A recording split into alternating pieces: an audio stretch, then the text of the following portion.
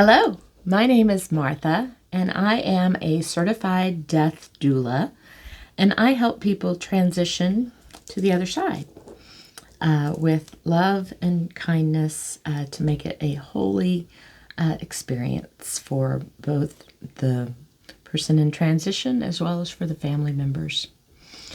Right now, today, we're going to be talking about the second night of my ayahuasca journey. The previous recording was about my first night's journey. It was a little bit scary and surprising. And the second night was both a little scary, but also beautiful and one of the most holy and just glorious experiences that I've ever had in my life. So I'm going to start by telling you about the ceremony. So again, much like the first evening that we had our first ceremony, we were out on the porch again of the location that we were at. And I kept my same spot on the corner of the porch so that I could see out into the stars and look out into nature and see the trees and the fields out by myself. I knew that I needed that comfort of seeing nature and the stars above me. And before we went into ceremony, the shaman gave us a talk, and he sat down and he gave a little talk about dealing with your fears in a journey like this. What ayahuasca does is bring up those things. Facing your fears is kind of the point of the ayahuasca plant medicine.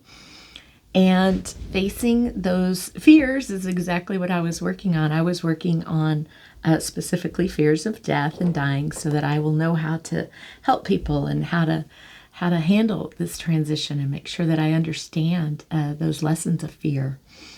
So he gave a little talk, and he reminded us again the mantra that he had given: relax, release, receive. What that mantra means to me is to not hold on and try to control and deal with things from the mind, from the point of the ego, trying to control everything, but to relax and breathe. Release your inhibitions. Release what you think should happen. And receive the lessons and the blessings from the universe. And it was just such a needed mantra for me. It has been continuously throughout my journey onwards, to just relax, release, and receive. I even got a tattoo, relax, release, receive, so that I can just remind myself ongoing in life to just let go. Trust God. That was another mantra that he gave us. Trust God. Everything happens for your highest good on these journeys. And so relax, release, receive was in my consciousness as the shaman gave his talk. And we all went around again and held the talking stick, and everybody told what their intention was for the second night of the journey. And on the second night, I just really I was kind of done with all the scary stuff. I just wanted to feel God's love. That was my one intention. I just wanted to feel God's love. I wanted to feel it and experience that love. And I just told everybody all day long. I had been telling everybody, I just want to feel God's love. I just want to feel God's love. I want to feel love. I want to just feel the whole experience of the magnificence of God's love.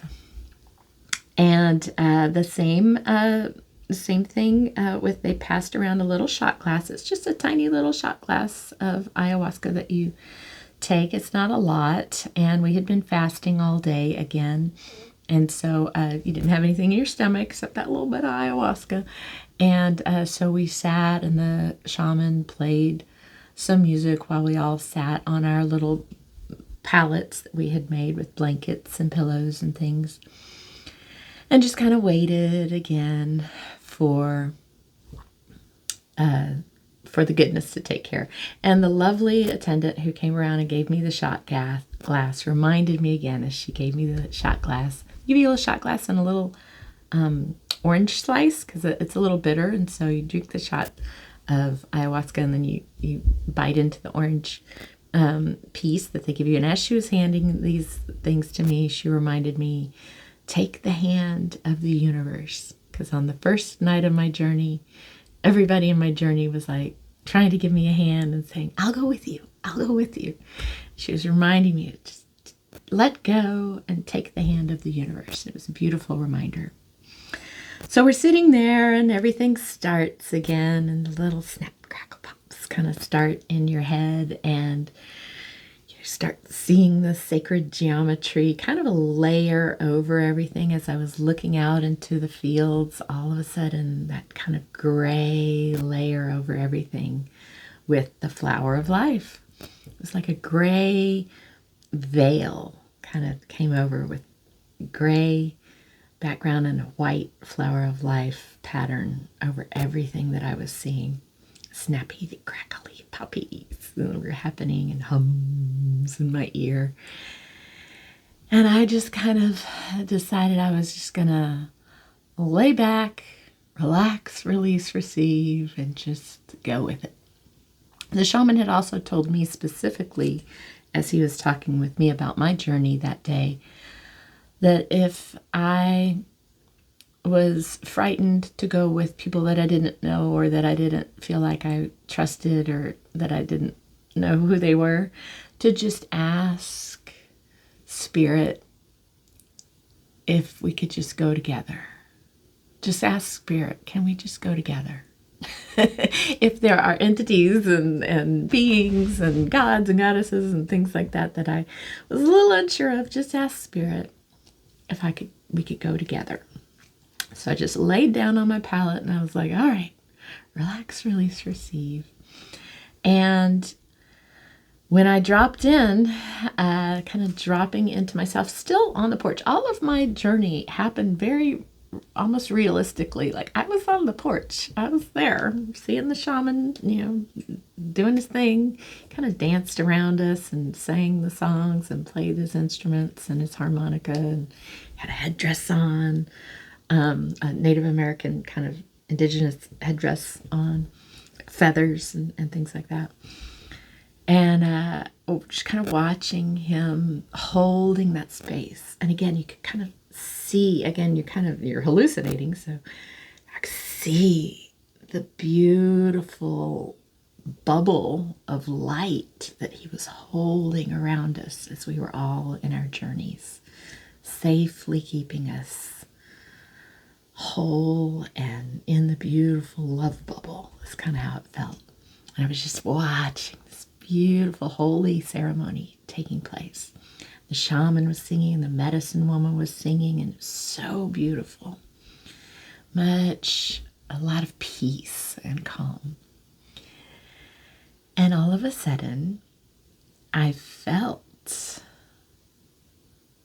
an entity. I'm going to say it was God, but it felt like, a human form. And the human form kind of, a star person. Again, remember my star people, a human form full of galaxies and stars, like the whole universe within a human form.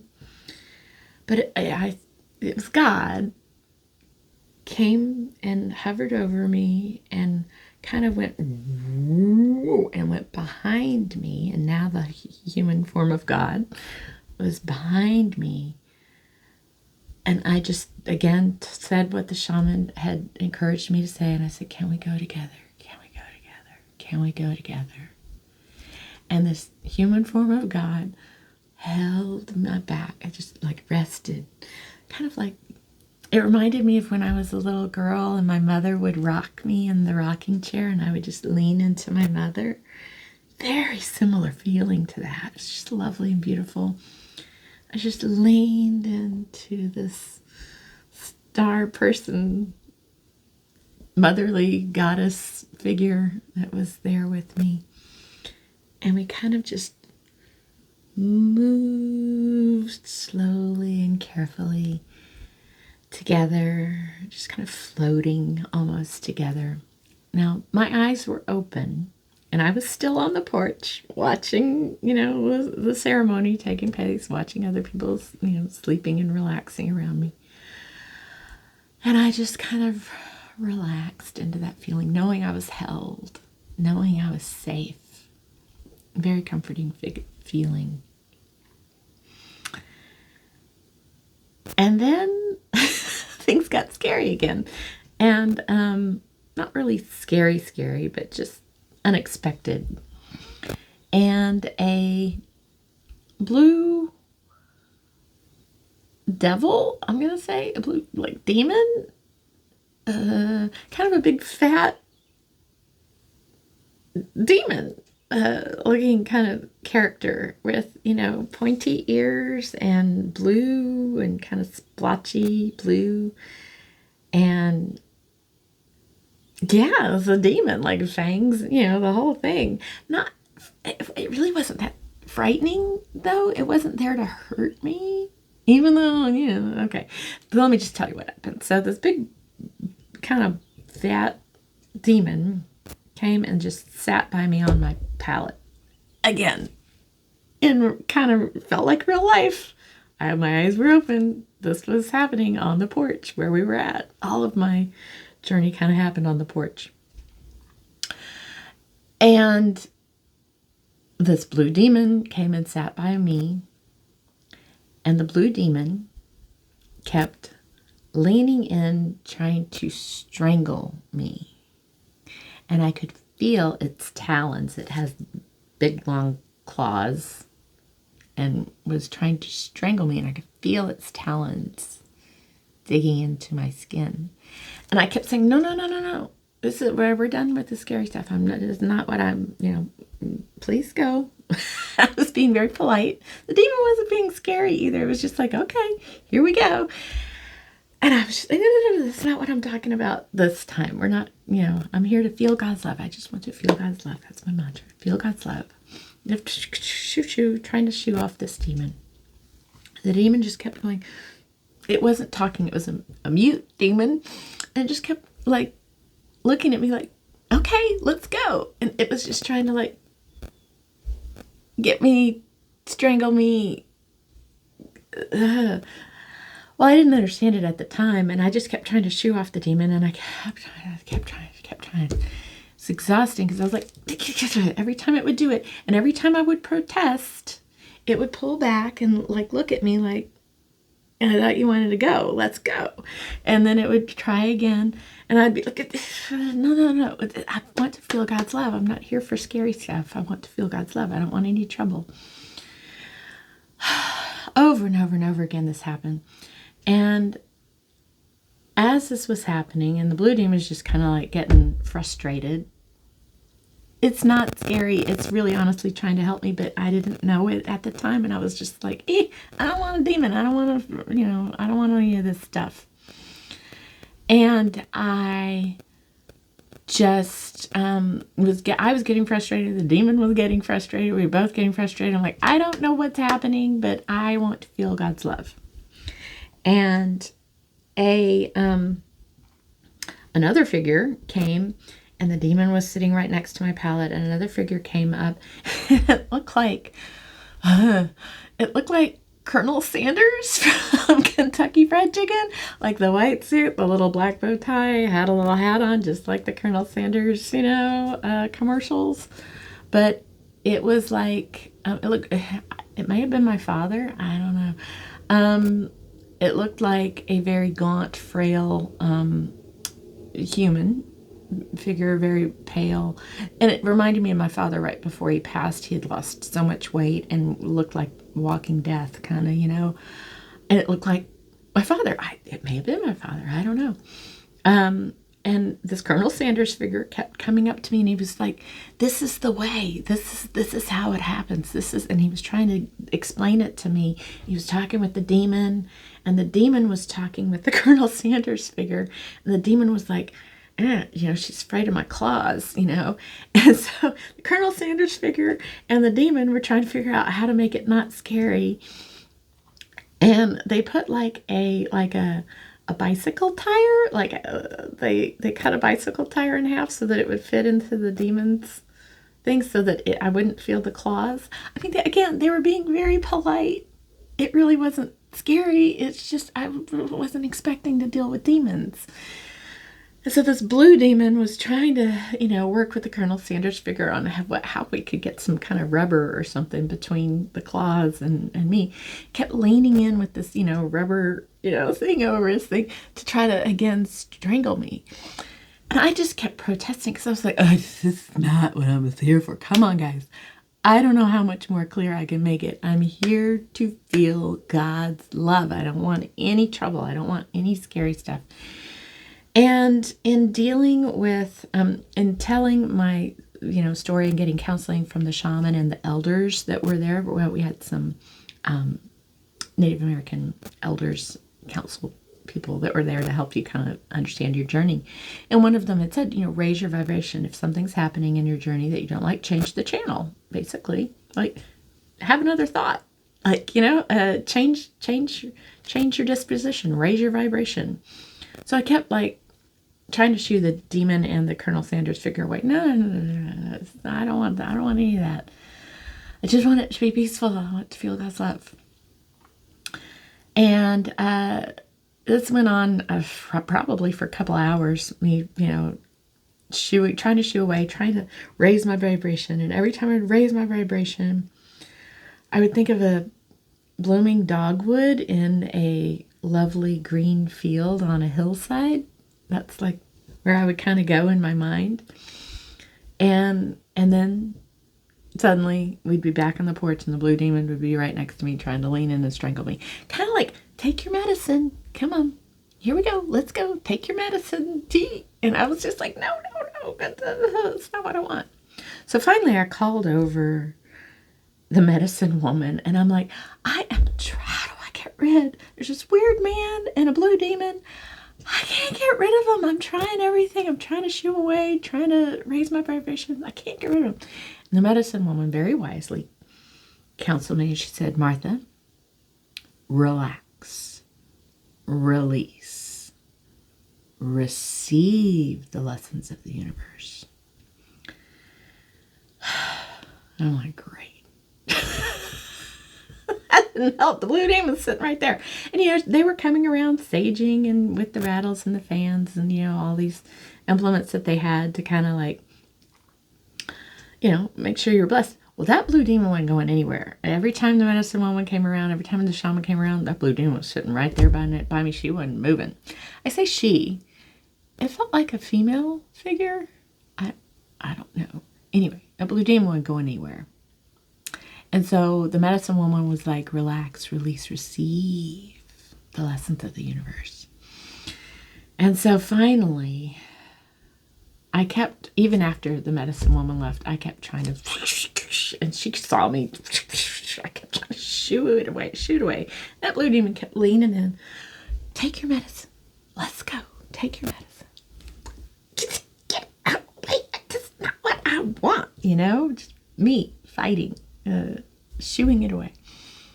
Finally, the medicine woman came over and she gave me this big crystal that she had and she put it in my hand and she said, Martha, hold on to this crystal. This isn't the crystal, this is my crystal, but she had a really pretty sparkly crystal. She said, hold on to this crystal, let this ground you, knowing that you're safe, and relax, receive the lessons. And so I held on to that crystal, and the blue demon was just sitting there, just like, all right, are we going to do this or not? And as I'm kind of sitting there, kind of trying to get my mind right? Trying to get my mind to relax. And I'm kind of on my side. I'm laying on my side, holding this crystal, kind of looking at the crystal, trying to concentrate. The blue demon is just sitting there, like, oh, what's going to happen? And as I'm, like, contemplating on the crystal and feeling grounded, the devil, but the devil looked like, kind of like Hellboy, kind of almost. You remember the movie Hellboy? He had sawed off big horns. They were horns that had been sawed off. And it was a person, like a person, I say. It looked like a centaur, like a body of a man and legs of like a horse or a goat or something. And sawed off horns. And real tiny, small little figure of the devil or demon, I don't know, comes walking up. And again, this tightrope kind of walking, like he was leaning on my leg as he was walking up, to me, came from my feet and was leaning on my leg like he was walking on a tightrope. And he came up and he looked at the blue demon and he's like, is she going to do it? Is she going to let go? Is she going to let go? And I was like, ooh, I do not want to deal with the devil again. So I looked at the blue demon and I'm like, okay, just let's do this. Come on, let's do this. I don't want to deal with that little demon, devil, whatever that is. I don't want to deal with that. All right, let's go. So the demon leaned in and strangled me and I let go. I let it happen. It didn't, blink. Then the minute, I didn't feel it, it really, because again, she had that rubber thing. The demon, had that rubber thing on her claws, and so I didn't feel it. I just felt the strangling for half a second. It wasn't even bad. And then all of a sudden, I found myself in what I'm going to call the void. It was all black. I was just floating in a black space of nothingness, but everythingness. It was velvety and luscious and comforting, actually. Just pure blackness, just floating in the all. I like to think of it as the realm of possibilities where everything is there. And I just I was still thinking, I was still aware, and I just said, well, that just happened. I just got strangled by the blue demon. So that happened. What's next? And as I was kind of being well, all right, what's going to happen next? God. I hear the voice of God. And it says, Martha, you've got a stranglehold on your life. You have a death grip on your heart. You have got to trust me and let go. Whew. That's exactly what I felt like I was doing. Again, I didn't have a body. I was just there without a body. But I heard that and I went, oh, okay, I will let go. And then that figure that I equate to God, the star person galaxy figure that was like the loving, comforting kind of mother figure that was holding me, was there in the black space with me. And we were in the universe now. We kind of floated up above that black void. We were now in the universe, stars and galaxies, as far as the eye can see. We were in the universe. And this, let's call it the goddess figure, because it was just a human form figure, just full of galaxies and stars, but very comforting, motherly kind of figure. So the goddess, for lack of a better term, because I don't know, the entity. There you go. That's what it felt like. The entity was there with me. And I'm going to call it a she. It wasn't a she, but it feels disrespectful. So I'm going to call it a she, just for kicks and giggles here. She said, are you ready? And I said, yes. And she said, let's go. And we went floating through the universe together. She's right there with me the whole time.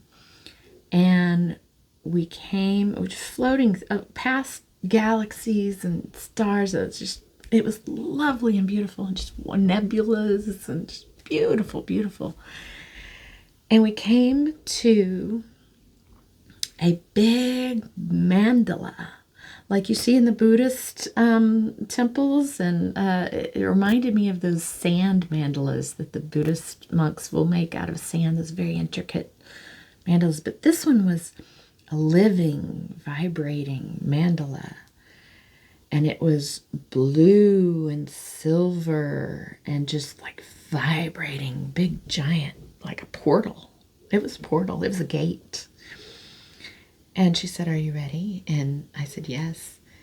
And I like went through the middle of the mandala. And I was like, wow. I'd gone through a portal. And then up ahead was another mandala. And this one was green and pink and gold and yellow. Again, all the shapes in the mandala were just like moving and vibrating. It's alive. And this portal, she said, are you ready? I said, yes. And I went through the mandala. And I went through probably 3 or 4 different mandalas of different colors. One was purples and violet colors. And then after I went through that one, I saw over to my left was a mandala, but it was laying flat instead of up, vertical to me. This one was horizontal, and it was a black hole with stars just spinning and circling around this black hole. And then all of a sudden, it became a yin-yang symbol, the black and white symbol. And it was just like, a living like yin-yang symbol. And the entity, the mother, was right there with me. And up ahead was a brilliant, golden like sun, big, giant, brilliant sun way up in the distance. And as we got closer and closer, it looked like a Venn diagram, like 2 round circles that had been joined, and in the middle you have, the little fish-shaped, bit in the middle where the circles intertwine. And I didn't know, it was still far in the distance, and I didn't know what that was, and it looked kind of, I'm just going to say it looked like a vagina. And I thought, oh my goodness, are we already going through the birthing process? We just did the death thing, and we're already going through the birthing process. What is it? And as I got closer and closer, I saw that it was just one big giant sun, and that thing in the middle was actually Mother Mary. And Mother Mary was just standing there like this. And inside the body of Mother Mary was a spinning, vibrating blue double helix. The DNA double helix strand was just spinning and vibrating inside her body, and she's just looking at me with love in her eyes and just looking, loving at me. And we got closer and closer, and I was just like, oh, Mother Mary, I love you, I love you, I love you. And as we got close, I kind of floated. It's like I was seeing, like these things were being presented to me on a stage of the sun. And the Mother Mary, or the entity, the mother kind of star figure, was there with me, just kind of helping me see this show. They're putting on a show for me. So it's Mother Mary with the DNA strand, the blue DNA strand spinning in her. And then all of a sudden, it just became a giant DNA strand spinning and floating with the sun behind it. And then it became Kali. Kali. Here's a figure of Kali. Kali is the dark goddess of destruction, but more like she's the goddess of tearing down all that no longer serves you. So she's the destroyer, but she destroys things that no longer serve you so that you can get to your highest good, so that you can burn away everything that's not needed to get to the essence that you of your heart, basically. So Kali was and I was like, I understand that one now. And I'm talking to this, entity mother figure that was there with me. I'm like, oh, I get that one now. After all that death stuff, God, goddess of death. I understand you now. And then it was Isis. And Isis, the Egyptian goddess, was just standing there like this, looking at me. Just standing, looking very regal.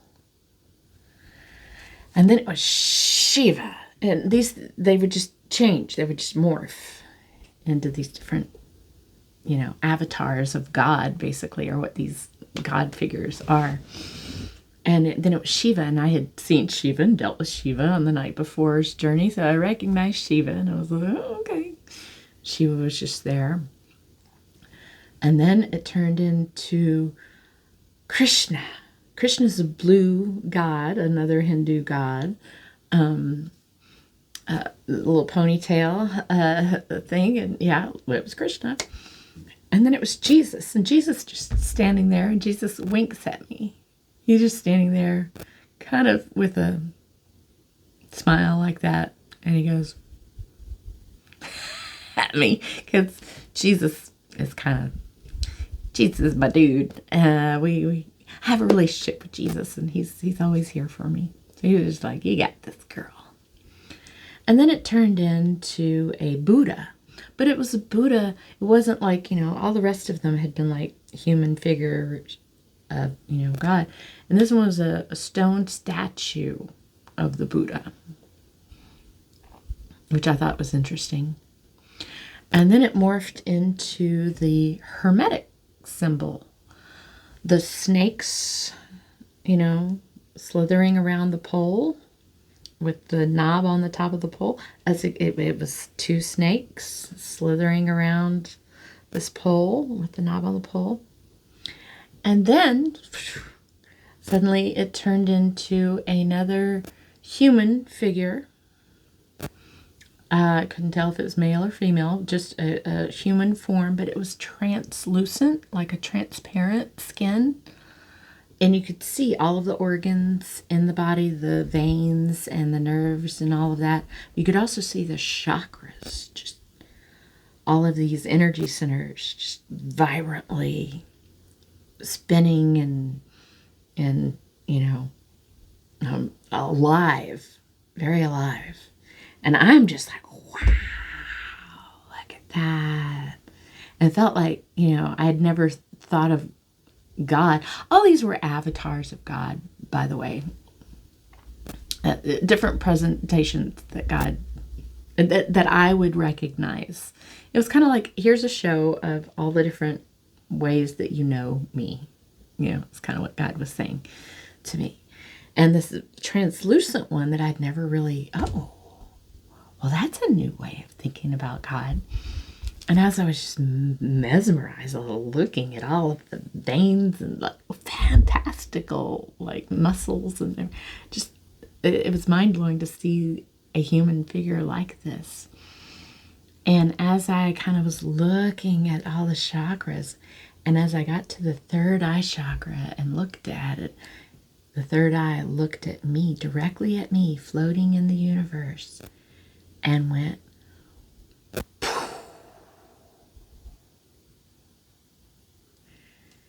and it was like a plasma explosion of pink and gold love. And it just radiated throughout the universe. And as I'm floating in this explosion of God's love, just like a baby being cradled in God's love, and I could see it just vibrating out through every planet and every star and every galaxy all through the universe. The whole universe was flooded with love. And it was just so, even as I tell the story again, so beautiful, holy, so holy. And it's exactly what I had hoped to experience, this feeling, the cradling of being in God's love. It's just a beautiful, beautiful, beautiful, beautiful, holy moment. And it was just so lovely to have all of these different deities, I'll say. I'd like to call them avatars because, God was what was behind the sun, the source energy behind all of that. These are just different ways that I would recognize and that I'd studied and that I'd learned about different gods and deities that we worship here on earth. And it was like God was presenting, here's how you know me. Here's how you know me. Here's how you know me. Maybe here's how you don't know me as human form. But I love you through all of these. And it was just so lovely, so beautiful, so holy. And I floated in that love for a good little while. I just soaked it in, let it flood through me, through every cell of my being. So beautiful, so holy. And in the snap of a finger, the blink of an eye, I was back on my pallet. And I was really on the porch watching the shaman and the medicine woman again as they were singing and blessing us, going around saging everybody and blessing everybody. And I was like, wow, that was lovely and that was beautiful. And I kind of thought I was coming out of it. I thought that I was, I thought that was the end of my journey. And lo and behold, Mother Ayahuasca came. She came right up behind me and brushed my hair. And she's like, oh, child, you've done so well. Mother Ayahuasca, you'll hear about from a lot of people. Mother Ayahuasca is kind of like the spirit of the plant medicine. Different plant medicines have different spirits that are associated with them, and Mother Ayahuasca is this kind of Native Peruvian. She's Peruvian older grandmother lady, and she's there to help you through your lessons. She's there to help guide you. She's always there to help, and she's there to kind of give you support through your journey. And Mother Ayahuasca came and she kind of petted my hair. She said, you've done so well. And she said, but we have more to teach you. And she said, and she was just patting my hair like this. And she was like, I'm going to take you through the underworld where you didn't want to go last time. But I'm going to be right with you. I'm going to hold your hand. And this is going to be a little lesson. And you might not like it, but we need to have this lesson. And right about that time, the shaman really did call for us to wake up. He said, grand rising, everybody, come back to your body. And it was like kind of over, but I wasn't over. I was still in it. Mother Ayahuasca was like trying to teach me a lesson. What she'd started to teach me was, she said, I need you to repeat after me. I need you to say it with me. I choose love.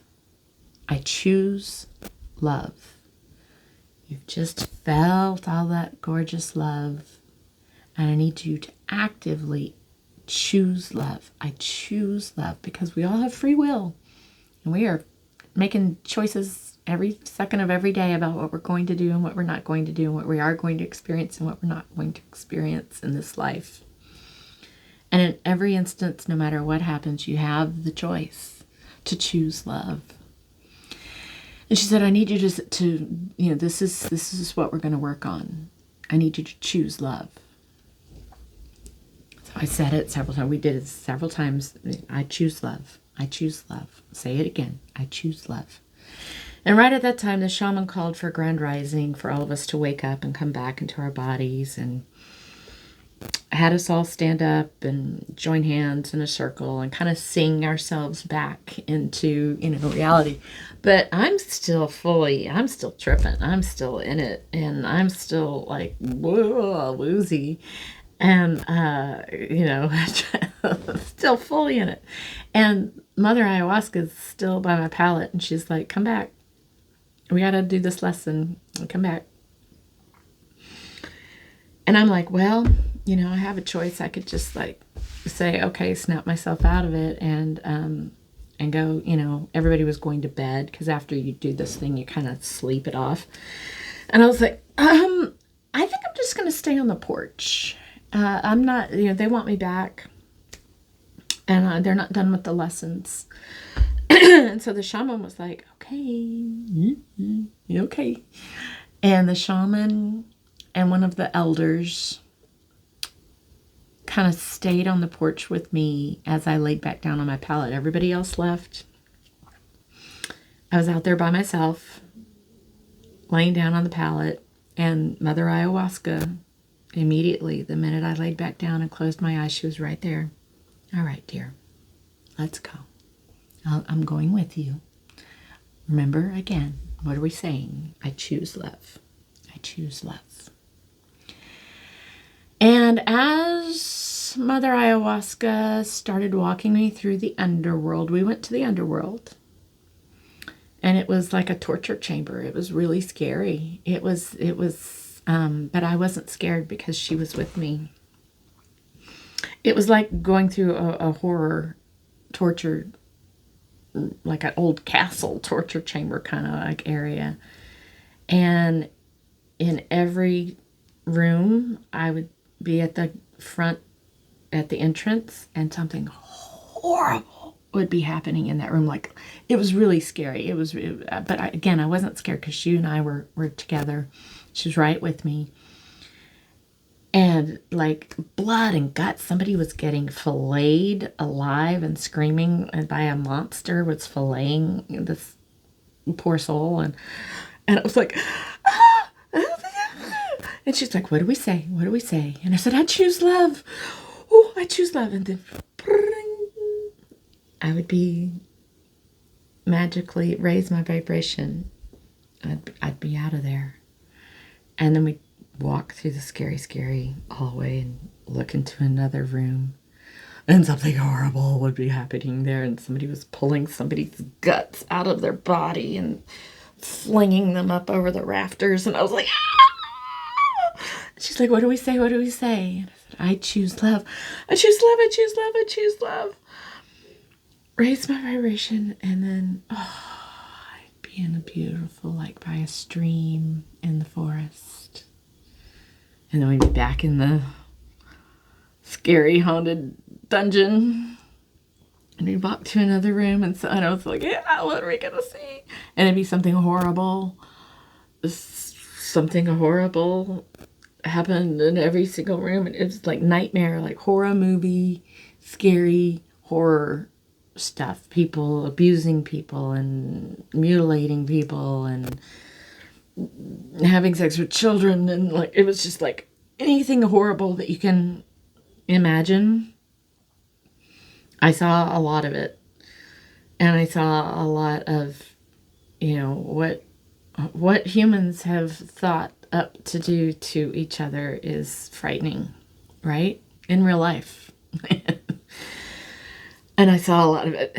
But she was right there with me. And every single time we would get to the entrance and I would look at her and I'd be like, I choose love, I choose love. And so I got really good at it. It was like a learning. Like every time we get, okay. And then I got to be where I wasn't scared and I wasn't frightened. I was just in the knowing of love is a vibrational frequency that you can choose at any time. And I choose love. choose love. And then it got to be where, like, every time we would walk to the entrance of a horror room, there'd be like a big red X that would like come in over the entrance of the room, where I wouldn't even see what was happening. It would just be like stop. And I'd be like, I choose love, I choose love. And I was kind of starting to relax into that choice of I choose love, I choose love. And then things got less scary, and it got more like into like everyday kind of examples. And we kind of got out of the dark dungeon and kind of more into like an office setting, where I would look into an office room and it would be, you know, do you want to yell at the bitch of a boss, or do you want to choose love? Again, the big red X. Don't do that. I choose love. I choose love. And then the whole scene would change. I wouldn't, you know, go to a forest or whatever. The whole scene of the just everyday occurrences would change. And the, you know, in another room would be, and then it started to be me in these scenarios. And then I would be like the one like gossiping and saying how, you know, so-and-so did so-and-so to me, and I didn't felt a certain way about it or whatever. And then, and I'm still standing at the doorway watching myself being nasty and mean. I choose love. I choose love. I choose love. And then I would see the whole scene change and me catch myself and stop gossiping and not feel hurt and victimized by another's actions, and realize, oh, she's probably going through some stuff, and give her some grace. I'm not going to take that on. I'm not going to feel that way about her. You know, that those kind of scenarios started happening. And then as we were kind of sprinkling, and the shaman and the elder were still out on the porch, they were kind of watching over me, because I didn't know what was going on either. And they were a little worried about me, I could tell, because I could still hear them talking, and they were like, "Do you think she's okay? Should we, you know, is there..." Shaman was like, "No," she said, "No, she's okay." And then the shaman kind of came up in real life, came up and he put a big blanket over me, and he kind of sat right over me in my face, and he said, "Martha, Martha." And I kind of woke up, and he said, "Are you okay?" And I said, "Yes. Mother Ayahuasca's here. She's teaching me some lessons. She's rewiring my brain." Mother Ayahuasca was saying, "I'm rewiring your brain to choose love." I said, "She's rewiring my brain, and she's here with me, and she says I'm safe, and that she's with me. She's not leaving. Everything's safe. I'm fine." And so the shaman was like, "Okay, well, keep going on your journey, and you know you are safe. Remember, you're safe. Choose love, and trust God. Trust God." So I said, "Okay." And he said, "Don't get caught up in any of the, you know, scary experiences. Just keep moving with Mother Ayahuasca." And I said, "Okay." And so they kind of left me there on the porch. It was morning by that time. The sun had come up, and it was 5 o'clock probably in the morning. Like, hey, this has gone on for hours and hours and hours and hours. We started the ceremony at 10, and now, you know, 5 hours later, more than that. Anyway, we did that for a little while. And in the distance, right before the sun broke, right when it's before, you know, while Mother Ayahuasca was still working with me, I looked out into the stars, and I saw my indigenous tribal Native American guide was out there in the stars doing a powwow for me. He was dancing around a fire, and he was doing, he was doing a powwow for me. And it was for me. He was holding space for me. Oh, it was so lovely, because they all knew that this was really scary stuff that I was dealing with, that I was learning how to process fear. Ooh, sorry, y'all. It was so beautiful.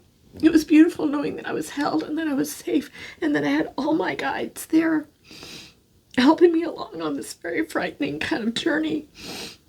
and that I had just experienced God's love, and that I knew the holy comfort of choosing love. Oh, sorry, y'all. I didn't know I was going to get all verklempt here telling this story again. But it was so beautiful. So all the way through, and things kind of started lightening up, and at the end of it, Mother Ayahuasca kind of pet my hair again, and she was like, "You did so good. You did so good. We rewired your brain, and you did so good." And she was just giving me so much love and encouragement and support, and it was lovely. And then all of a sudden, she kind of just dissipated into, the ether. And I got the snappity, crackly pops that happen when you kind of come out of your journey. And, then I was just kind of on the porch, just kind of watching the sunrise, just like going, wow, that was such a holy experience. I'm so glad Mother Ayahuasca came and helped me through the underworld. Oh, sorry, y'all. I didn't know I was going to cry. But it was just so beautiful and so... It was scary, but not scary. And it was lovely to realize that you can raise your vibrations and you can choose love at any moment of the day. You're having a bad day, find a better thought. You're willing to rant and rave about traffic or taxes or whatever's going on. Choose love. Raise your vibration to love. And it was just such a lovely, lovely lesson, and it was just so holy. So as I'm sitting there on the porch, kind of coming out of it, and I'm out there by myself. And actually, I wasn't by myself. There was one guy that had chosen to stay out there, and he was on the other side of the porch, and he was asleep. He wasn't, he was just sleeping out there with me. It's kind of comforting knowing that at least there was another body out there with me.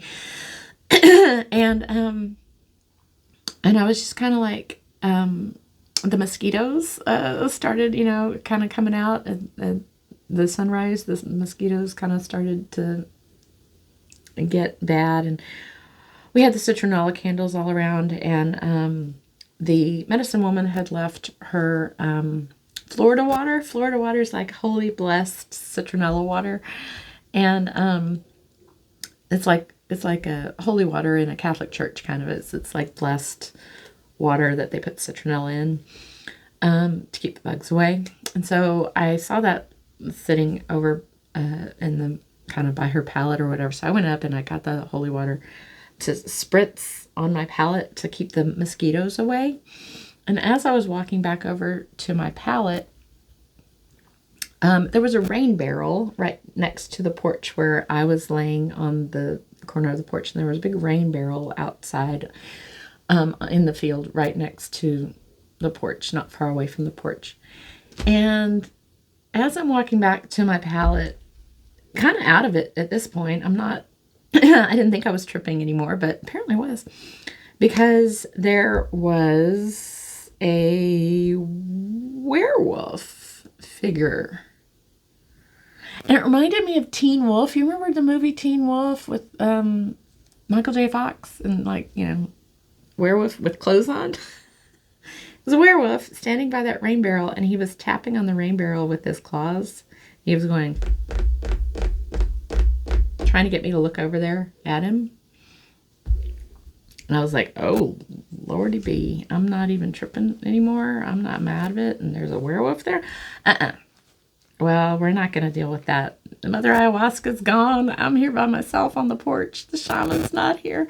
I'm not going to deal with that werewolf. And so I was just like, I choose love. Sorry, buddy. I'm not going to deal with you. And I laid back down on my pallet, and I just reveled in the beauty of the sunrise and ignored that werewolf. He kept trying to tap on the water barrel right behind me. I was like a little afraid I was like going to be schizophrenic after that or something. I'm like, oh, Lord. I was just like, choose love, buddy. You're not scaring me. I choose love. I choose not to be afraid. I choose to sit here in my power and revel in the holiness that is another day. And it went away. That scary werewolf went away. And as I was sitting there, and probably a good hour went by, and one of the other elders, a woman and the elder, the Native American elder, came out to the porch, and they were having their coffee and kind of talking to me. And they were like, are you okay? You know, you were out here for a little while, in it. You okay? I was like, yeah. And I kind of started telling them about my experience. And as I was, telling them about this blue devil, this fat blue devil that wouldn't leave me alone, that was trying to strangle me. And the elder woman was like, oh, that's a blue devil. Well, you're doing shadow work. Last night and tonight, you're doing shadow work. You're facing your fears. You're bringing up anything that frightens you. You're facing all of that. So you're doing heavy shadow work. And I was like, oh, I didn't know I was going to be doing shadow work. I didn't realize I was going to be doing shadow work. Yeah, you're doing shadow work. And blue devil strangling your throat chakra. She's like, Martha, they were opening your throat chakra. They were getting you to speak your truth.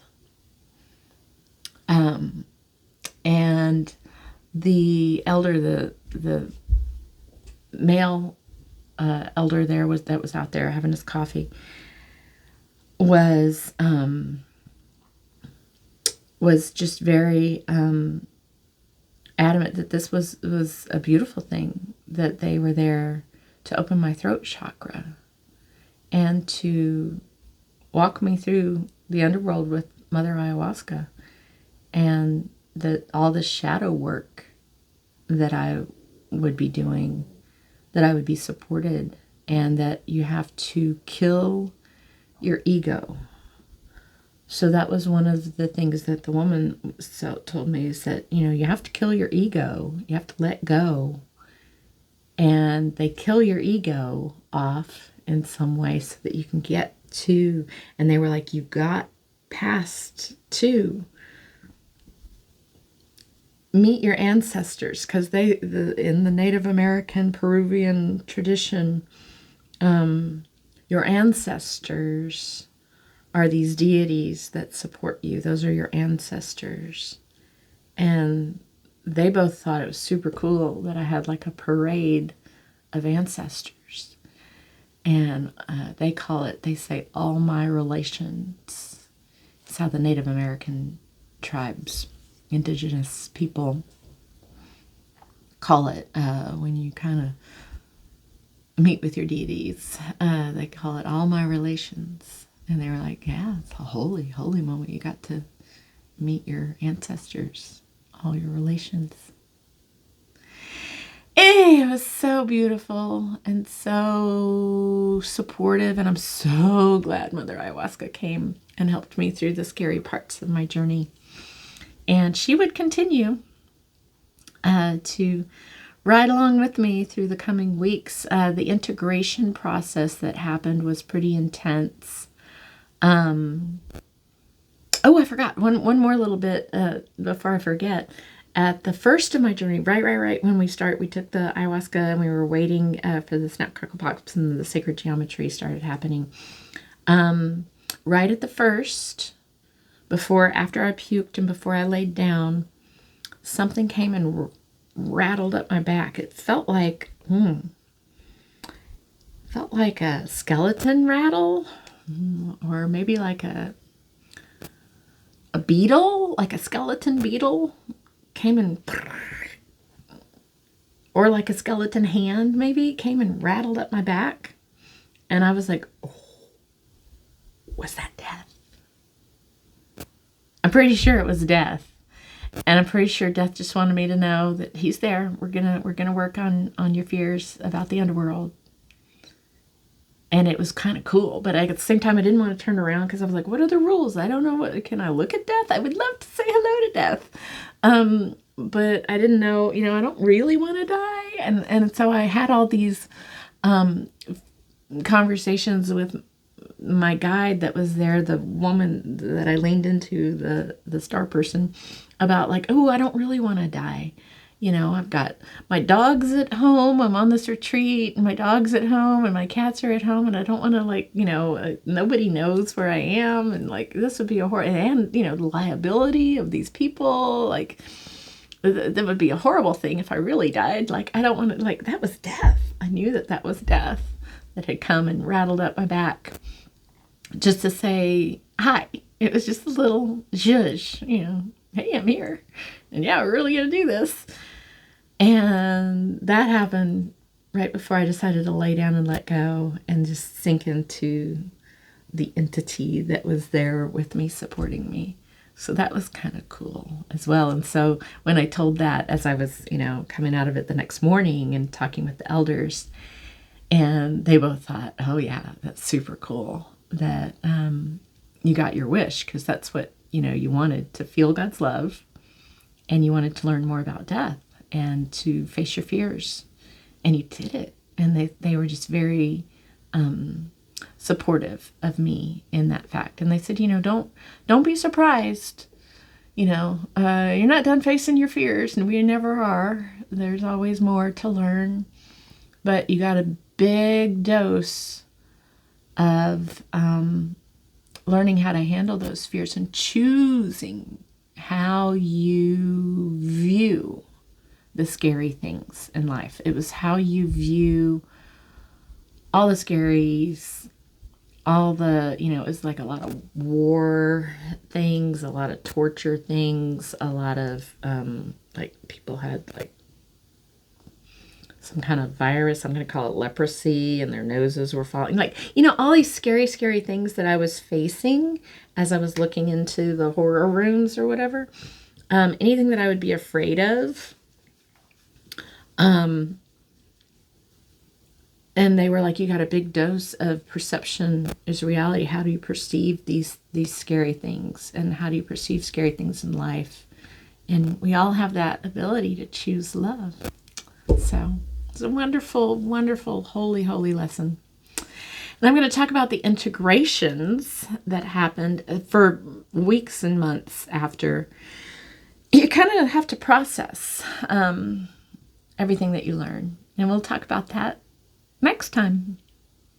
So again, my name is Martha. I'm a death doula. And if you've enjoyed my storytelling style and you'd like to subscribe and follow our podcast, then please go ahead and click subscribe down below, or give me a like if you've enjoyed the story of my second night of my journey. Thank you.